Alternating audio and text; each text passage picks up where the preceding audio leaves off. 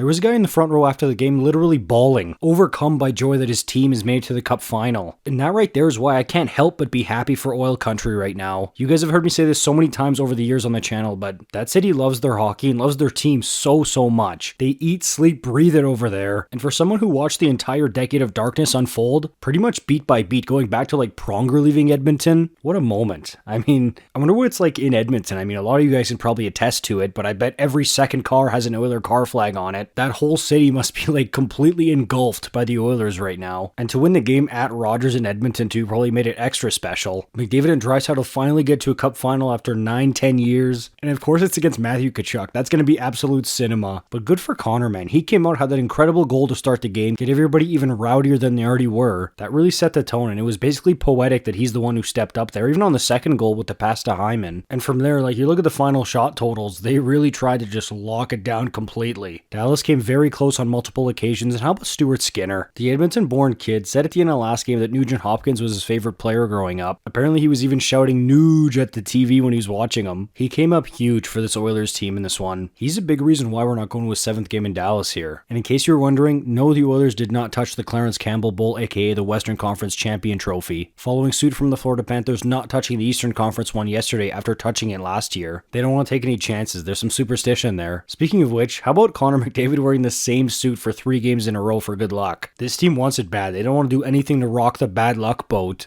And hey, you certainly can't argue with the results lately. In all seriousness though, man, this has been fun to watch. And hey, Oiler fans, it's kind of wild that the last time you were in a Cup final, you had Sean Horkoff, Ryan Smith, Jason Smith, Chris Pronger, and now you've got Connor McDavid, Leon Draisaitl, and Ryan Nugent-Hopkins leading the team. Totally different style of players. It's a cool contrast, although I will say Matthias Ekholm is a very 06 Oilers-esque type player. Also, Corey Perry is back in the Stanley Cup final for the 4th time in the last 5 seasons. Random stat, I know, but you look at that, it's like, wow, really? That many, eh? And yes, I'm aware how the last 3 went for him, and yes, it is funny. He's probably pretty glad he's got that one in Anaheim in 07. We're gonna get a good old-fashioned rat off, eh? I mean, Perry, Kane, Tkachuk, Bennett, another reason why I cannot wait for this series. We got a full 6 days until then, though, so Oil Country, go nuts tonight. Just don't bite any fingers off, please. For real, though, enjoy it. Play La Bamba all night. I wish Ben Stelter could have been here to see this. That would have been the ultimate awesome moment. But as was evidenced by many signs like this in Rogers Place tonight, he's still in everyone's hearts over there, and you absolutely love to see that. Of course, I'll be covering plenty of the Stanley Cup final leading up to it and during it, of course. Since we've got a pretty sizable break until then, though, let me know in the comments what more niche aspect about this Cup final would you like me to talk about here. Maybe it's a particular player or storyline. Let me know. Please subscribe and like. I'll see you in the next one. You're awesome.